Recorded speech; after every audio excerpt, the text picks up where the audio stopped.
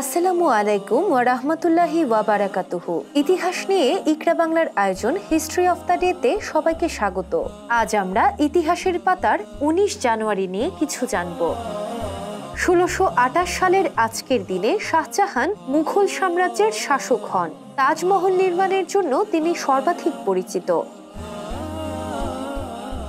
১৮৮৩ সালের এই দিনে টমাস এডিসন প্রথমবারের মতো তার ব্যবহার করে বৈদ্যুতিক বাতি তৈরি করেন।